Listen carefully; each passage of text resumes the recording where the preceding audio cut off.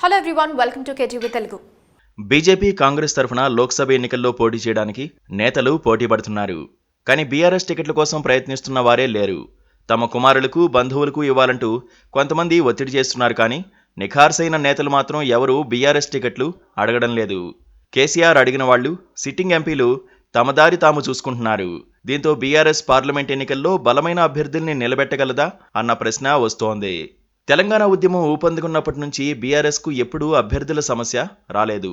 ఒక స్థానానికి 4, 5 పోటీ పడేవారు.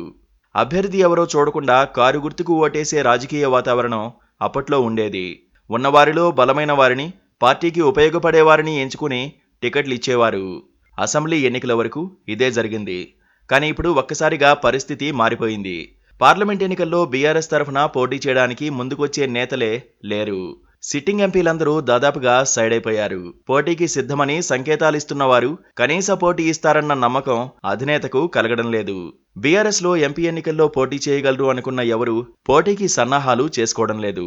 పార్లమెంట్ ఎన్నికల నాటికి సిట్టింగ్ ఎంపీలు పార్టీలో ఉండే అవకాశాలు కనిపించడం లేదు. సీట్ ఇస్తామన్న పోటీకి వెనకాడుతున్నారు. ఇప్పటికే పార్టీలో పలువురు నేతలు కాంగ్రెస్ వైపు మొగ్గు చూపడంతో మిగిలిన ఎంపీల్లో ఎంతమంది ఉంటారు, ఎంతమంది పార్టీ మారతారు అన్న చర్చ జోరుగా జరుగుతోంది. అసెంబ్లీ ఎన్నికల ఫలితాల తర్వాత గులాబీ పార్టీని వీడిపోయే వారి సంఖ్య ఎక్కువైంది. లోక్సభ ఎన్నికలు, గ్రేటర్ ఎన్నికలు టార్గెట్గా అధికార కాంగ్రెస్ పార్టీ నిర్వహిస్తున్న ఆపరేషన్ ఆకర్ష్ వైపు గులాబీ నేతలు ఆసక్తి చూపిస్తున్నారు. పార్లమెంట్ ఎన్నికల బరిలో జాతీయ పార్టీల నుంచి పోటీ చేసేందుకు గులాబీ నేతలు ఆసక్తి చూపిస్తున్నారు. భారత రాష్ట్ర సమితికి ప్రస్తుతం 9 మంది సిట్టింగ్ ఎంపీలు ఉన్నారు. పెద్దపల్లి ఎంపీ నేతకాని వెంకటేష్ ఇప్పటికే హస్తంగూటికి చేరుకున్నారు. చేవెళ్ల, జహీరాబాద్, ఖమ్మం, మహబూబాబాద్ ఎంపీలు జాతీయ పార్టీలతో సంప్రదింపులు జరుపుతున్నారని బీఆర్ఎస్ వర్గాలకు క్లారిటీ ఉంది. మహబూబ్ నగర్ ఎంపీ సోదరుని తనయుడు హస్తం పార్టీలో చేరిపోవడంతో ఆ స్థానంలో కూడా గులాబీ పార్టీ కొత్త నేతను వెతుక్కోవాల్సి ఉంది. వరంగల్ ఎంపీ అభ్యర్థిగా బీఆర్ఎస్ ప్రతిపాదనలో ఉన్న టి రాజయ్య కూడా పార్టీ మారిపోయారు. చేవెళ్లలో సిట్టింగ్ ఎంపీ రంజిత్ రెడ్డి ఉన్నా పోటీ చేస్తారా లేదా అన్నది కూడా సందేహాస్పదంగా ఉంది. మల్కాజ్గిరి నుంచి మల్లారెడ్డిని పోటీ చేయమంటే ఆయన తన కుమారుడికి ఛాన్స్ ఇవ్వాలని కోరుతున్నారు. సికింద్రాబాద్ నుంచి తలసాని తన కుమారుడికి సీట్ అడుగుతున్నారు. ఇలా వారసులకు ఇస్తే అసలు ప్రజలు లెక్కలోకి తీసుకోరని కేసీఆర్ ఆందోళన చెందుతున్నారు. నిజామాబాద్ నుంచి కూడా కొత్త అభ్యర్థిని ఎంపిక చేసుకోవాల్సి వస్తోంది. కరీంనగర్లో పరిస్థితి బాగోలేకపోవడంతో వినోద్ కుమార్ కూడా వెనకడుగు వేస్తున్నారని అంటున్నారు. ఒకప్పుడు కంచుకోట లాంటి ఆదిలాబాద్లో ఇప్పుడు ఎంపీ స్థానానికి పోటీ చేయడానికి గట్టి అభ్యర్థి లేరు. పార్టీలో కీలక నేతలు ఒక్కొక్కరు గుడ్ బై చెబుతుండటంతో వలసలకు ఎలా చెక్ పెట్టాలన్న యోచనతో పాటు అధికార కాంగ్రెస్ పార్టీకి బ్రేకులు వేయాలన్న లక్ష్యంగా గులాబీ బాస్ కేసీఆర్ దృష్టి సారించారని, అందుకే పొత్తుల పుకార్లు ఎక్కువగా ఉన్నాయని చెబుతున్నారు. కేసీఆర్ మెదక్ నుంచి పోటీ చేస్తారని గతంలో అనుకున్నారు. కానీ ఇప్పుడు మాజీ కలెక్టర్ వెంకట్రామిరెడ్డి పేరు వినిపిస్తోంది. కవిత, కేటీఆర్, కేసీఆర్ ఎవరూ లోక్సభ బరిలోకి దిగడం లేదు.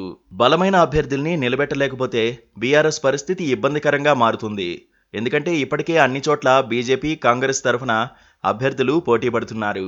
మహబూబ్ నగర్ వంటి చోట్ల కాంగ్రెస్ నుంచి వంశీ చంద్రెడ్డి, బీజేపీ నుంచి డీకే అరుణ, జితేందర్ రెడ్డి ఎవరో ఒకరు పోటీ చేస్తారు. ఇద్దరూ బలమైన నేతలే. కానీ బీఆర్ఎస్ తరఫున చెప్పుకోవడానికి ఎవరూ లేరు. సిట్టింగ్ ఎంపీ మన్నే శ్రీనివాసరెడ్డి కుటుంబ సభ్యులు కాంగ్రెస్లో చేరిపోయారు. ఆయనకు రెండోసారి పోటీ చేసే ఆసక్తి లేదని చెబుతున్నారు. అదే పరిస్థితి జహీరాబాద్, నాగర్ కర్నూలు సహా ప్రధాన నియోజకవర్గాల్లో ఉంది. కాంగ్రెస్ బలమైన అభ్యర్థుల్నే ఎంపిక చేసుకుంటోంది. చేవెళ్ల నుంచి కొండా విశ్వేశ్వరరెడ్డి వస్తారని అనుకున్నారు. ఆయన రాకపోయేసరికి పట్నం మహేందర్ రెడ్డిని చేర్చుకున్నారు.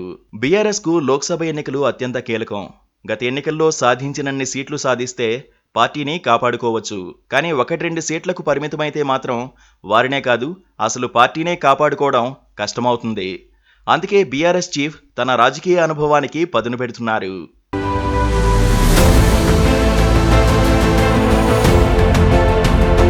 Please subscribe to KTV Telugu. KTV Telugu. KTV Telugu channel.